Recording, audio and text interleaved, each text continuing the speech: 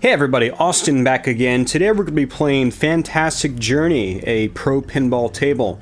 Now this was actually a special request by Chris from Implant Games. Now I know I've mentioned Chris, aka Implant Games, a lot, and for a variety of reasons. For one, he's got an awesome website.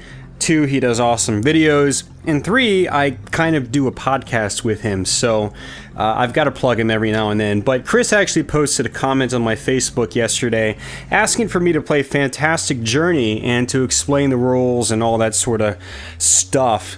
Much like I did with some of the Pinball Arcade videos, as well as the Last Gladiators and Necronomicon games for the Sega Saturn. Now, Chris, if you're watching, I'm not nearly as familiar with the Pro Pinball games as I am those other pinball games I've done. Part of that is because the physics in the Pro Pinball games they're really hard for me to grasp, especially the flipper action. It's really hard for me to actually consistently make shots in these games. And tables like Fantastic Journey in particular, the drains, they just seem to be like vacuums. Everything you do just seems to drain. And without having that full pinball control like you do on a real machine, it's tough to avoid constant drains. Now, I actually did play Fantastic Journey last night to sort of get warmed up and see if I should even do this video. And, I've got a general idea of what the things do on the table. So what I'm going to do is just play a few games. This isn't going to be like an expert walkthrough or anything. I'm going to point out some of the things that, I know how to do on the table. And so, Chris, if you're watching, maybe you haven't figured some of these things out yet, maybe you have, but after this video I would suggest going and watching like another tutorial on YouTube if one exists, or reading like a FAQ or help guide or something like that, or just looking up the rule sheet. I'm sure there's some involved in-depth rule sheets online for this game, hopefully anyway, because these tables are very deep. They're like real pinball tables. That's why they kind of called it Pro Pinball. And these games actually got some decent respect in the pinball community, the real pinball community, as far as I'm aware. But anyway, let's go ahead and first select table options. For those of you guys that don't know, we're actually playing this on the Pro Pinball trilogy for the Sega Dreamcast. This was a European exclusive for the Dreamcast, unfortunately. I don't know why it didn't come out in the US, but well, yeah. It plays fine on an American system, provided you have a boot disk. It runs at full speed and all that good stuff. And it's got a couple options that some of the other versions don't have. Primarily, it's got motion blur. So what I'm going to do is actually crank that up all the way so you can see what the motion blur is like. That's something that not even the Xbox version has. And this game also came out on Xbox in Europe, also not in America. So but we got, okay, dot matrix display stuff, and table view is the default. I'll go ahead and just keep it as the default so it takes up the most amount of screen space. I prefer to play it from a top-down perspective like this. However, it is actually, it's going to be harder on your eyes. Everything's going to be smaller and it's more difficult to see. This is not an HD game. I could be playing the PC version right now, but I don't want to have all the keyboard clacks going on while I'm trying to play, so I decided on the Dreamcast version instead. Unfortunately, the graphics won't look as nice, but I'm kind of killing two birds with one stone. I'm going to be a little bit quieter with the controller, and 2, you get to see what the Dreamcast version looks like. And Chris, I know you'll enjoy that because you're a huge Dreamcast fan. And a Sega fanboy. Yeah. This is the only downside to the Dreamcast version. It's got loading screens to get into the table, so it's not, the fastest pick-up and play experience that you can have. But still, here we are, we're in the game. And Chris, I'm assuming you're playing the PlayStation 1 version of the game. I'm assuming that's how you're playing it. Let me know in the comments, let me know how you're playing this game. And yeah, if you haven't picked up the PC version yet, well, I know you have a Macintosh, but I think they may have been ported to the Macs. Check goodoldgames.com, see if they're available. They're well worth their purchase there. If your PC can run it. The graphics are much higher resolution. I think the graphics are much higher resolution. That's about it, but that makes a huge difference in these games. Alright, so let's hit the start. I'm going to go back to my table setup. Okay, got it pretty much in default settings, except I put the flipper power up because you can actually change the slope of the tables, and this will actually make a huge difference in how the game plays. And yeah, actually, no, I'm going to put the slope down just a tiny bit, 5.5, to hopefully negate the ball bouncing up and going into the out lanes. But flipper power I like to have on the strongest, because sometimes, you know, you'll hit a ramp and the ball just won't go up it. And so that's why I had the flipper power maxed out. That's to sort of maximize the ball actually getting up the ramp.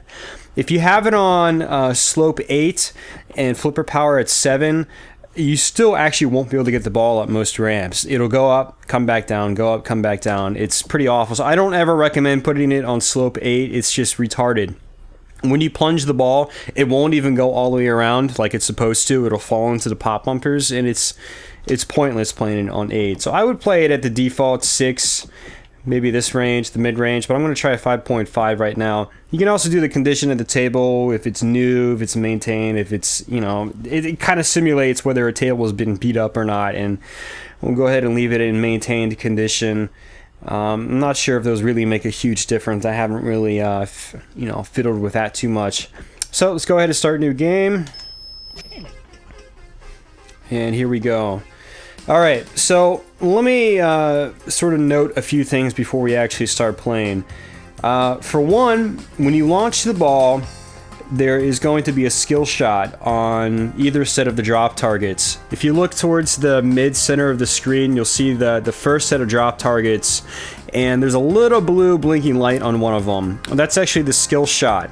Now, that skill shot actually varies you know, whenever you launch the ball. Sometimes it's on the drop targets at the left, which they're kind of blocked by the left ramp, the gated ramp. Sometimes the skill shot is on the top drop targets. What you want to do is try to go for that if you can, because I believe it awards you one of the Ultra Awards. Now, this game actually takes a cue from games like World Cup Soccer, which was a Bally, I believe it was a Bally pinball table. Great pinball game. And there was this thing in World Cup Soccer where you'd get ultra ramps, you get ultra goalie, you would get ultra spinner, and ultra something else. I can't remember. But once you get that, say if you got ultra ramps, the ramp value was like quadrupled or something. It was like 5 million per ramp shot, which normally a ramp shot was probably worth next to nothing. So basically, you want to go for that skill shot because it'll automatically give you an ultra something. And this game has ultra ramps, it has ultra blah blah blah. And if you can get all those up, it's a lot of free points. You're going to be shooting ramps anyway, so you might as well get the bonus points for them. But yeah, that's what those do. If you... Well, it's really hard to see, but again, on the left-hand side of the screen, you'll see that kind of red dinosaur guy. If you look directly behind him on the actual playfield itself, there's actually another set of inline drop targets. Now, you can't really see it at all, because again, the dinosaur thing's kind of blocking it, and again, that left wire ramp is blocking them as well. But that's actually your main lock shot in the game. You have to get all 3 inline drop targets down and then shoot another ball up there. And if you look in the bottom left hand corner of the screen, there is actually a slot where you can lock 3 balls. Once you do that, you'll get to a decent multi-ball in the game. So that's where you can get one of your multi-balls. Alright, if you notice, there's a blinking light up in the middle center shot in the playfield. It's a white blinking arrow. Those are actually pieces you collect. And basically what you want to do is you want to go for those blinking shots, and you want to collect all the pieces you can to, I think, build certain vehicles and vessels. And if you notice the sort of circular plate in front of the little house up in the top right corner of the playfield, I think once you collect all the pieces and activate the mode, you'll activate that mode for that vehicle, like time travel or something like that. I don't know the specific details because, again, I'm not as familiar with this game, but I believe that's what the blinking shot does. You want to go for all those blinking shots to basically collect parts to build these ships, which are displayed on the center of the playfield. Alright, now much like Chris, much like other pinball games and The Last Gladiators that you're really familiar with, you can also start modes in this game. If you look on that sort of house or shed, we'll call it a shed or a garage from now on because that's kind of what it looks like. There's two shots on it actually. There's one on the right and there's one on the left. The scoop on the left is what starts the mode. And if you notice, there's a big block of squares in front of it and with a couple blinking things. The red thing at the bottom that's blinking, I believe that's the actual mode that you'll start. The top one blinking, I believe, indicates that you can start a mode. I'm pretty sure that's what it is. If I'm wrong, correct me, because again, you know, I'm just kind of going out of basic memory here. I haven't played this too much, but I'm pretty sure that's what it does. And there's things like extra balls there and whatnot, and different varying modes. There's also some more multi-ball modes. I think I got a 2-ball multi-ball mode last night. I don't remember exactly. But yeah, that's pretty much most of the playfield. You've got pop-uppers at the top, and there's also some rollovers. When you complete the rollovers, you'll advance your bonus multiplier. Now, if you look in the bottom center of the playfield, right between the flippers, that's where your bonus multiplier builds up. You can go up to like 10x or something like that. And bonus multipliers are actually really good in this game. I noticed that you can get it up really easily. You can get it up really easily if the ball is actually up there. And if you can activate a multi-ball mode, it's basically almost like instantaneous bonus multiplier builder, because the balls are going to fall up there anyway during multi-ball mode when they get launched. So it's very good to build that bonus multiplier and not tilt, because, you know, bonus is good. Let's see, one of the modes in the game I got last night was actually a video mode, and it was pretty lucrative. I got like 30 million from it, and it wasn't really that difficult. Let's see, on the right hand side of the screen you actually have a kickback. It starts off lit, so when you launch a ball, if it goes out the right lane, the right out lane, you actually get it back. It'll kick it back out into the playfield. I still haven't figured out how to relight the kickback though. I'm not sure how to do that. On the left hand side, on the left out lane, there's actually a Magnus Save, and on the Dreamcast version by default, if you press Y or B, you'll activate the magnet on the left in and out lane. So if you see the ball going out towards the left out lane, chances are you want to use the Magnus Save, because this game has a nasty habit of always going out. Well, it has a nasty habit of going out much more often than it does staying in the in lane where it's safe.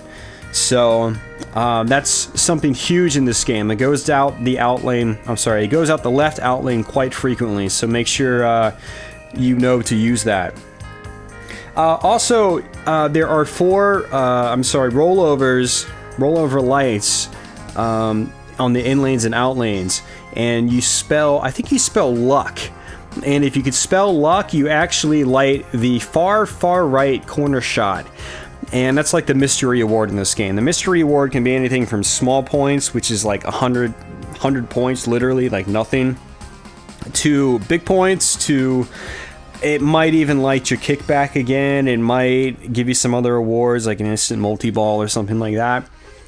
And yeah, that's basically Fantastic Journey. So what we're going to do now, guys, is play a few rounds. Chances are these rounds are going to go really fast.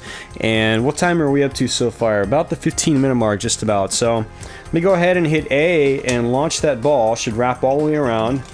And yeah, got my first arrow up there. So where's the next one? It's up in the shed. So what I'm going to try to do is, I don't think you can really post-transfer in this game. No, not really.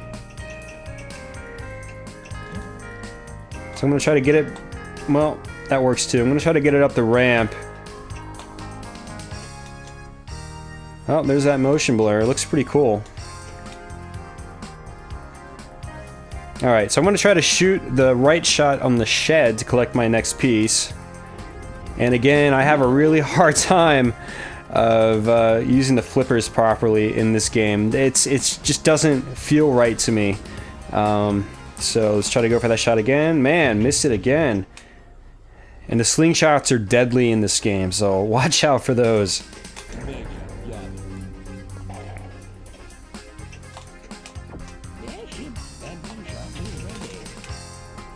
Okay, so I activated one mode, which is apparently Mega Gather. So I guess when I hit that blinking arrow, I'm going to collect 3 pieces on the airship or whatever it's called. So let's try to hit that. Got it. Now, if you look on the blimp, on the center of the screen, I got all 3 arrows on it, and now it's up. So what I have to do is shoot, basically, the scoop, or whatever it's called, on the airship to activate it.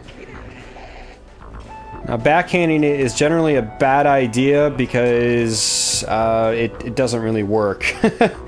And I got lucky with backhanding it back into that that mode saucer.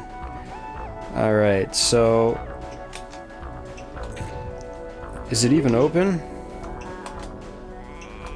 I should have read what it said. I wasn't reading what it said, but I'm pretty sure I'm supposed to shoot it inside of it, so... I'm gonna keep trying to do that. There we go. Okay. Oh, damn. I missed it. Probably what I was supposed to do is shoot those lit shots and then hit it. Because when I hit it, it just popped right back out. So, if I activate it again, what I'll have to do is actually read what it says.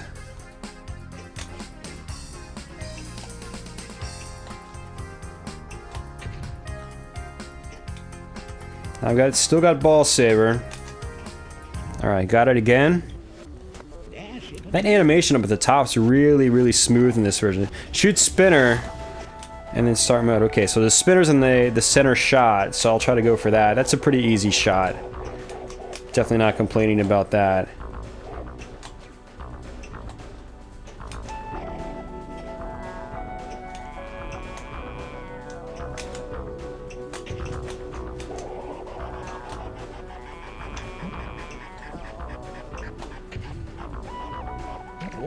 See, free kickback, we got a free spinner shot.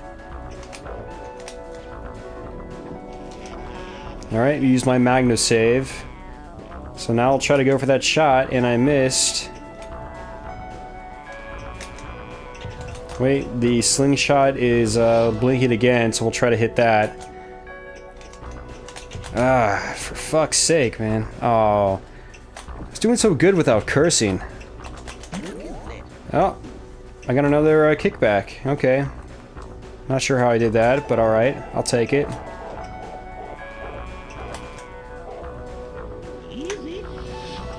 Ooh, that nudging, that was... that did a lot, actually. I wasn't expecting the nudge to... Oh, you see what I mean? It looked like it was going to come right back into that outlane. It started rolling in, and it was like, oh, nope, I'm just going to bounce out. You know, to make this game much more annoying than it probably should be. Alright, so it says airship is ready again, but I don't even know if I want to go for it. Just, you know, because you saw that. I spent all that time and didn't really get anywhere. Okay, I got ultra drops, so what that means is now drop targets are going to be worth a lot more than they normally are. Ugh. I gotta figure out how to nudge the right way in this game, because I'm used to playing games like Zen Pinball and the Pinball Arcade, and this game actually you have to do a different motion to nudge in the directions I'm used to, and so I pretty much nudged the wrong way there.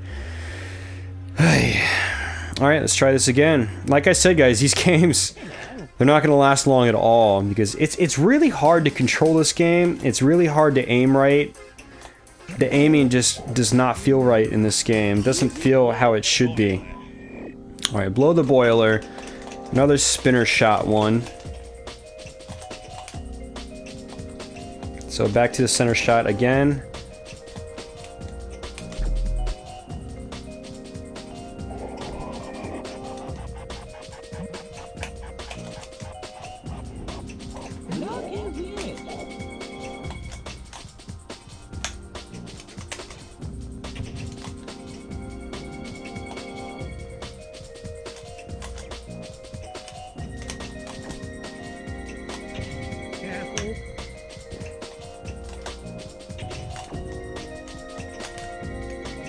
Man.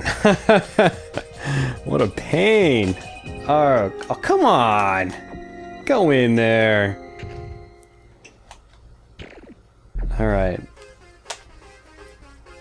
Yeah, okay, so that's basically just a single shot mode. That's all you do is you go for that spinner and you get butt raped like that.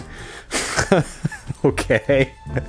That's what I'm talking about. The ball just tends to bounce up, go down the out lane, and yeah, that happens in real pinball, but it happens a lot in this specific table, and it kind of sucks.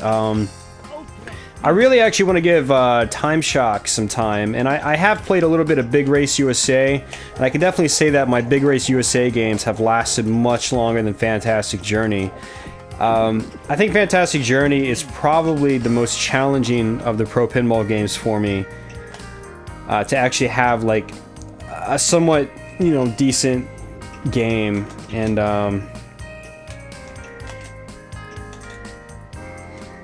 what I gotta be doing is doing more things like drop catching like I just did there. That's something that fortunately you can do in the Pro Pinball games. It's something you can't really do in the Kaze Pinball games, or at least the oh jeez, man, or at least the, you know, 16-bit and 32-bit era Kaze games. You might be able to drop catch in the Akira Psycho Ball PlayStation 2 pinball game by Kaze, but unfortunately I haven't shelled out the money for that one yet, so I haven't played it.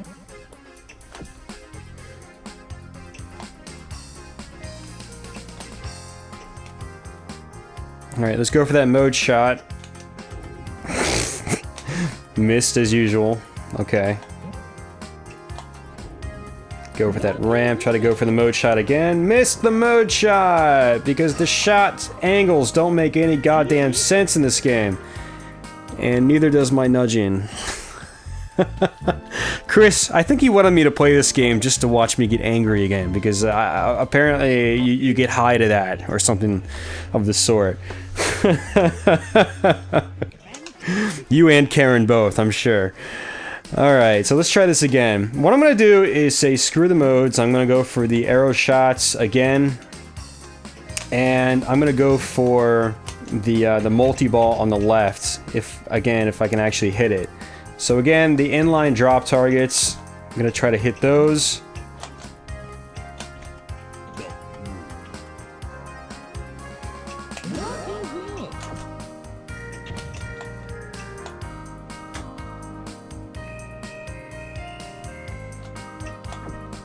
Alright, I think that's 2. Yeah, that's 2. I can see 2 drop targets down.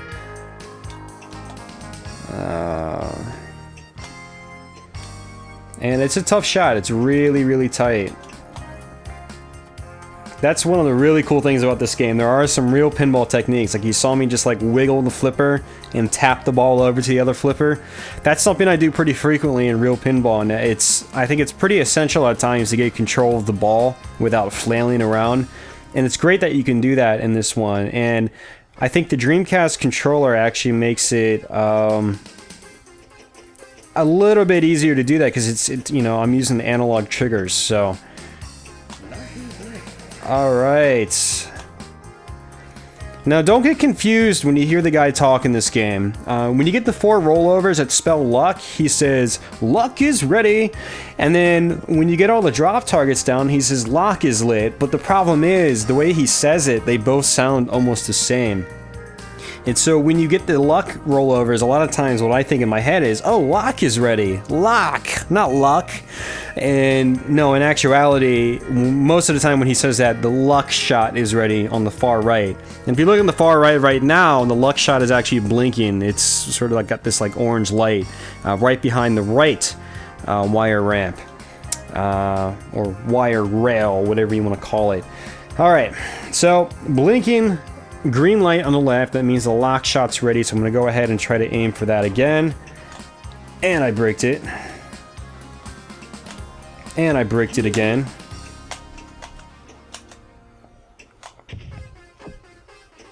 And the slingshots hate me.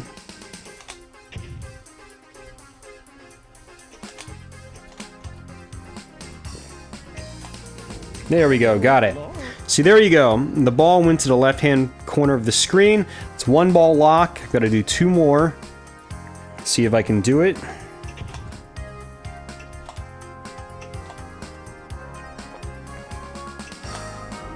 It's definitely easier when you cradle and capture the ball. But, you know, again, I find the shots in this game to be really, really difficult. Probably more difficult than they really should be.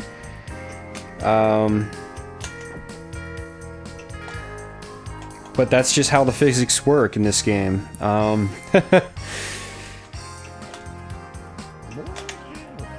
Almost had it. There we go, got it. So now I'm in my multi-ball mode, and basically it's shoot right orbit to light jackpot, lock balls to multiply the jackpots, and basically shoot any blinking lights.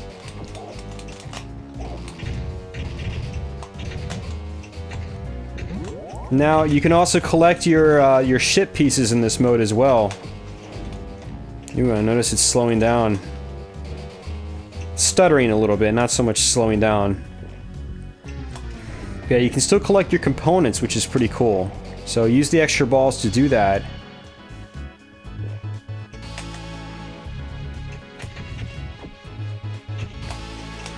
Oh man, what a jip. Oh, double jip. What the hell, man? One went straight down the middle.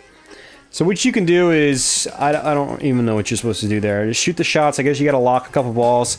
With that last ball, I guess I could have gone for the jackpot shot or something like that. Or I could have shot it back up where the lock is and potentially double the next jackpot I got. It's a little complicated. It's like real pinball. There's some pinball games where it gets tricky and complicated like that.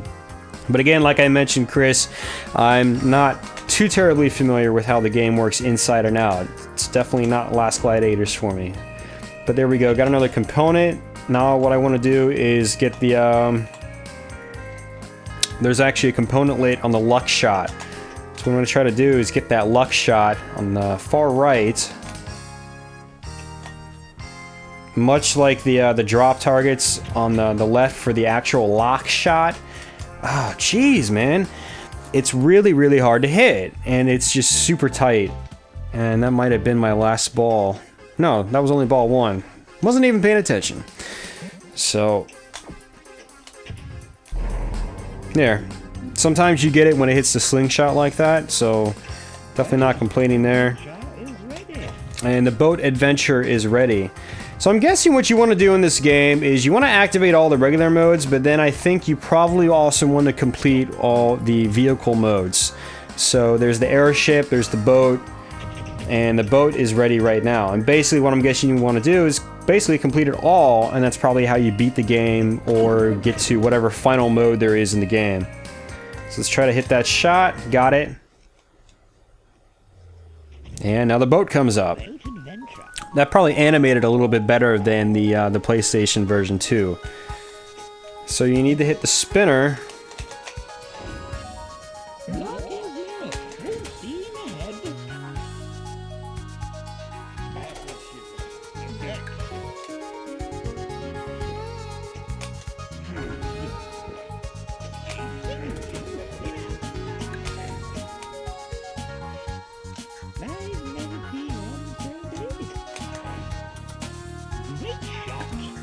Okay, I'm basically just going for the lit arrows, the white lit arrows, much like before.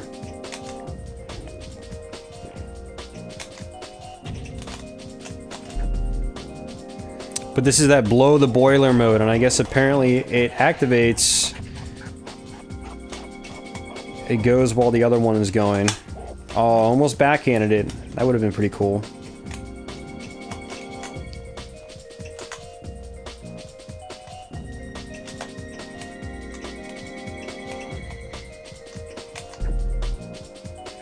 Yeah, the blow the boiler one, I guess, is pretty good because your ball will actually get sucked up there if you hit it right.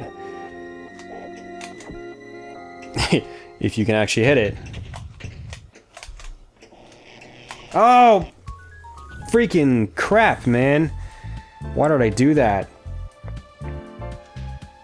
I used the Magnus Save when I didn't need to, and then the ball went down the middle, and I probably could have saved that. Alright, so I got the skill shot. Ultra Jets, which basically means ultra pop bumpers.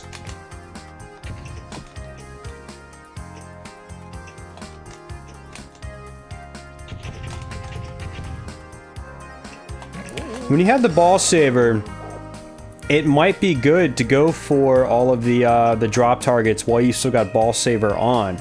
Now that ball saver is off, hitting the targets is kind of risky.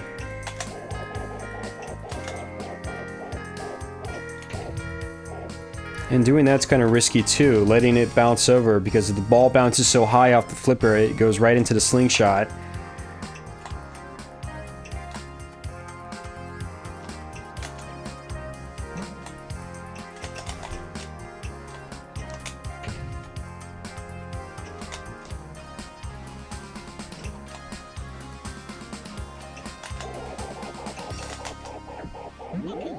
That was a nice one. I did a loop pass, as they call it, where you let the ball roll off the flipper.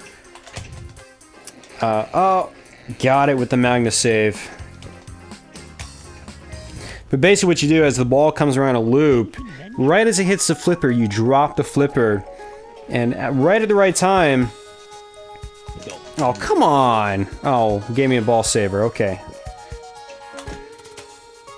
But as I was saying, you drop the flipper at the right time, and the ball will actually bounce off the flipper onto the other flipper in a much more controlled manner than it would if you just left the flipper there. Sometimes it'll come around on the loop and hit the flipper if you just have it dead, and it just comes at such a force it goes down the middle instead of bouncing over to the other flipper. And doing the loop pass kind of mitigates that, and yeah. One of these days I'm gonna do an actual video, Chris, of my Rolling Stones pinball machine, and I can show you all the techniques like the loop pass and the drop catch and so forth. Press start to buy an extra ball. Sure, we'll buy an extra ball with invisible Dreamcast money. Alright, we're at the 32-minute mark, so what I'll probably do is wrap this one up, do one more game, and then call it a Let's Play. So Chris, a drop catch is where you actually... Oh, here's the video mode. Okay, shoot the meteorites and collect the crystals. The meteorites are the green ones. So shoot that, shoot that, shoot that, shoot that, etc., etc. You just use the left and right triggers to shoot.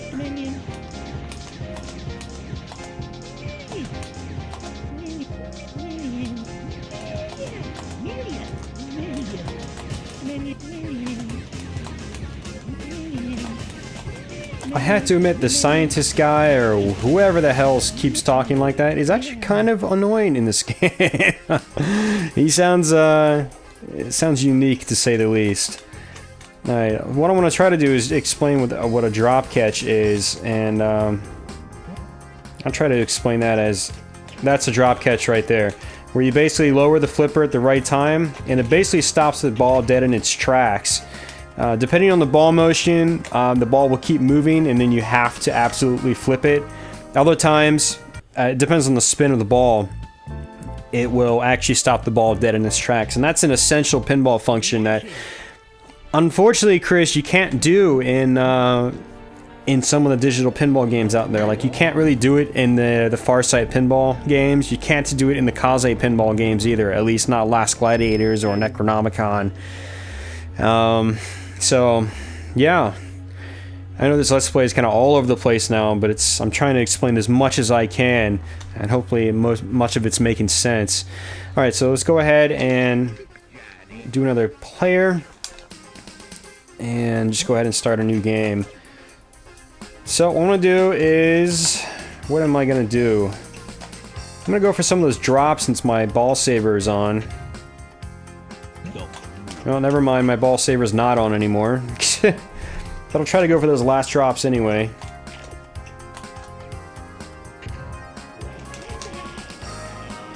Well, that's a really strong Magnus Save. And I missed the drop target. Damn it.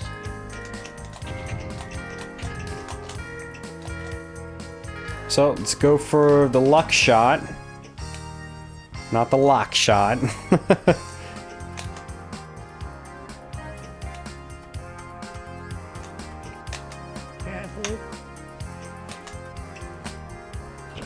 Free kickback.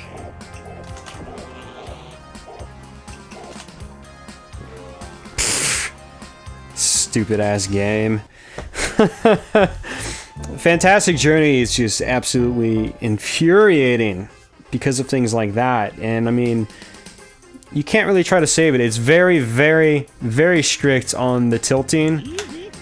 Every time you move it, it says easy. And if you do it again... Wow, it's not tilting. You're kidding me, right? Yeah. Alright, maybe it's a little more lenient than I thought. Let's go ahead and restart the game, and I'm going to play with more tilting in mind.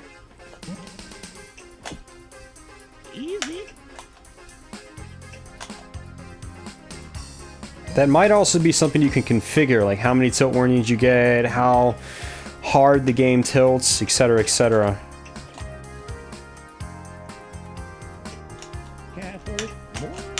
What the hell, man? Okay. Yeah, screw you.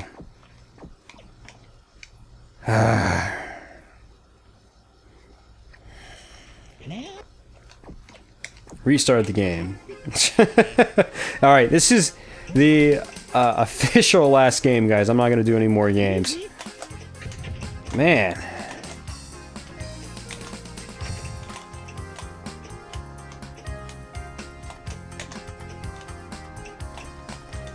The physics just make absolutely no sense at certain places.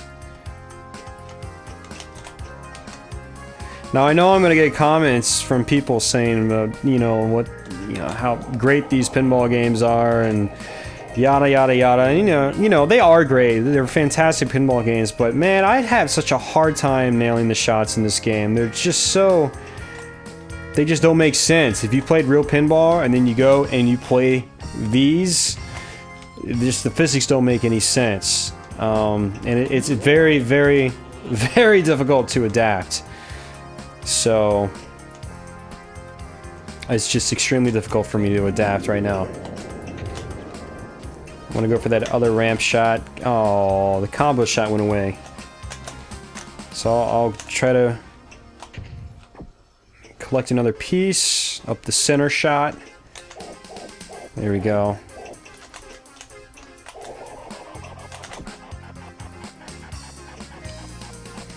Now the right orbit is lit for another component, so I'll try to hit that, and I got it.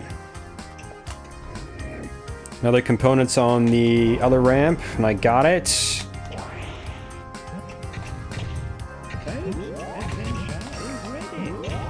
See, I got multiple bonus multipliers going now. Let's try to build the bonus multiplier.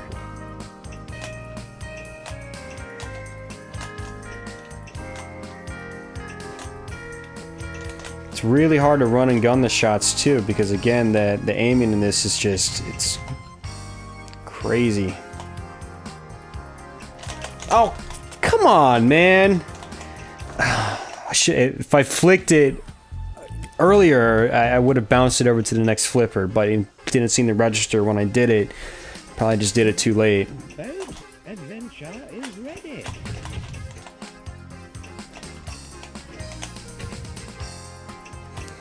Now again, you can adjust, you know, how the tables feel, you know, the slope and all that stuff. So if a table's giving you a really, really hard time, you know, try to change the slope, try to change the flipper power, things like that.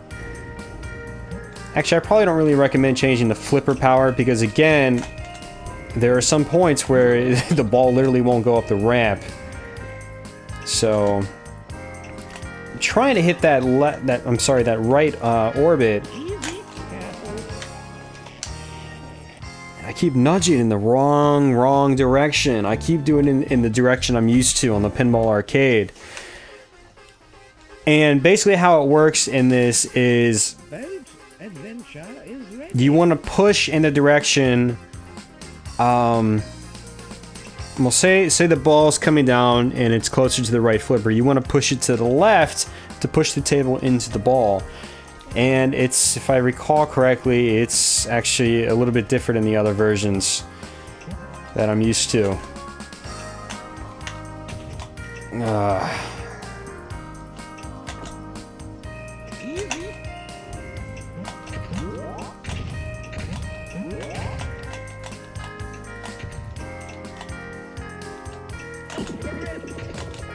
Alright, ultra ramps, which means my ramps are going to be worth more points now. So I'm at 12 million.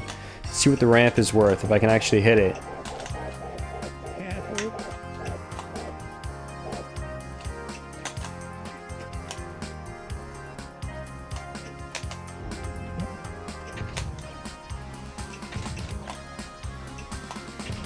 Wow, that ramp wasn't worth much. Maybe it's something that adds to the bonus. So when you got ultra ramps, it adds it to your bonus. That's something World Cup Soccer did. It added it to your bonus, but it also gave you the 5 million per shot, and then it added all the ramp shots you did worth 5 million and added it to your bonus up to a certain amount.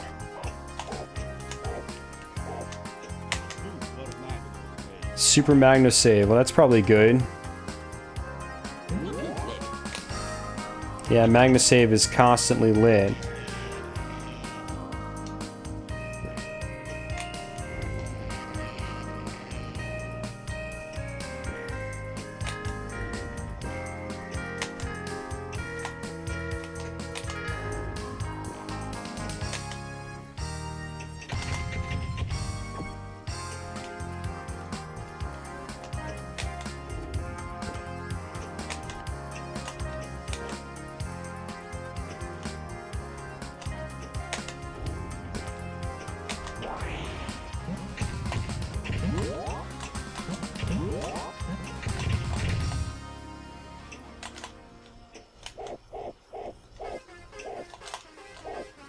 Yeah, see, I did a quick little drop catch there, and it... God damn it, man! Worked wonders. Yeah, I guess really drop catching is really essential in this game, but it's really hard to do. The 43-minute mark. Okay.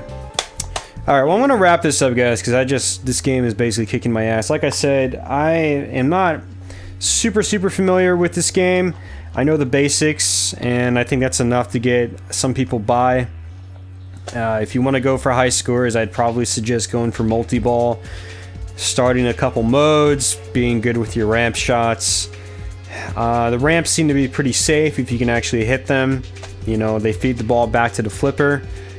Other shots, not so safe. Like if you go for the drops, or even if you brick the mode shots, it's almost going to be instant death in this game, and it's really hard to control the ball in this game.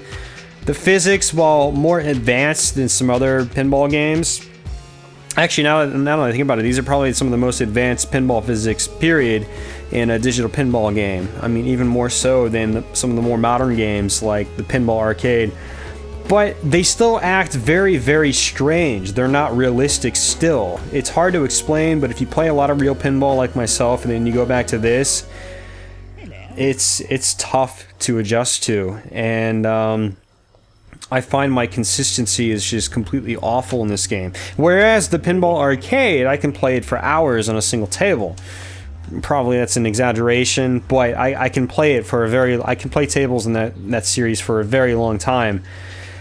I can't do that in this game, no matter the version I play. I mean, this is the Dreamcast version, but it's no different in the PlayStation or the PC versions or the Xbox version.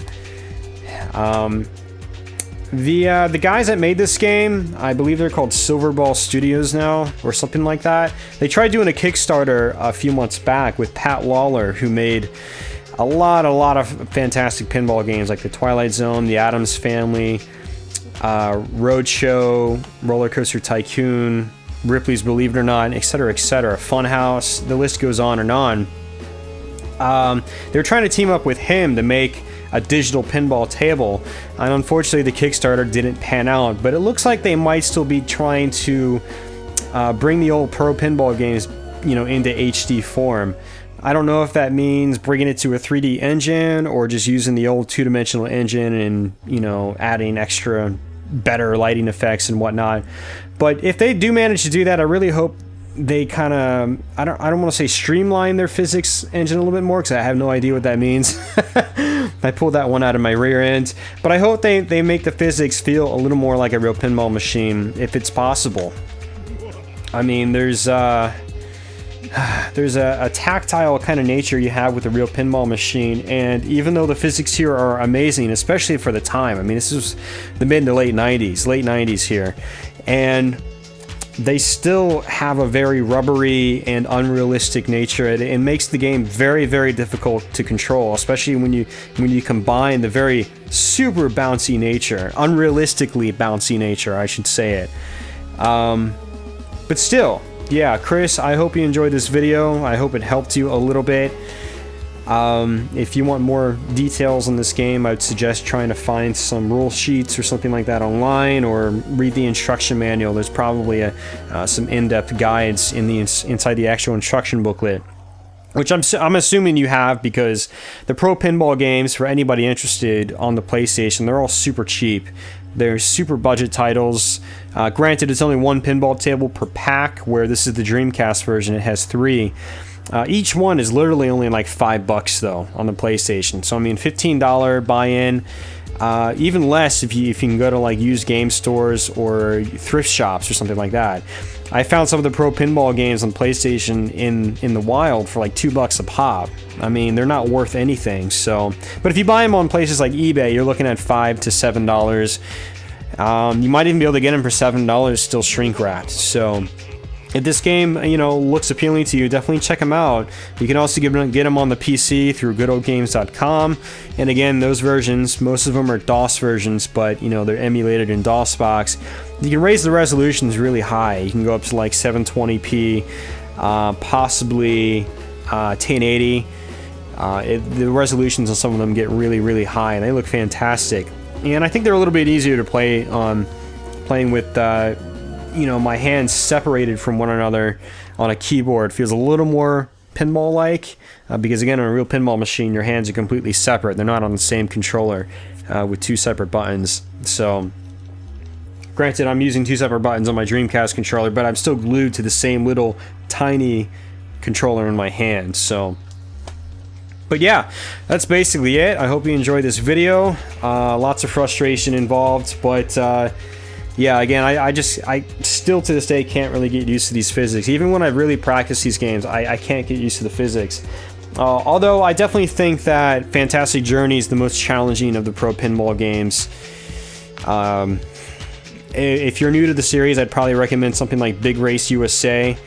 Time Shock, I think, is the most well-regarded Pro Pinball table, but as far as, you know, ease of access, getting into the game, I'd suggest Big Race USA. It's a very combo-heavy game as well. Lots of combo shots, which is fun. So you can shoot a lot of shots on the fly, and I think that's a little bit harder in Fantastic Journey. And if you break in Fantastic Journey, it just seems like it's instant drain.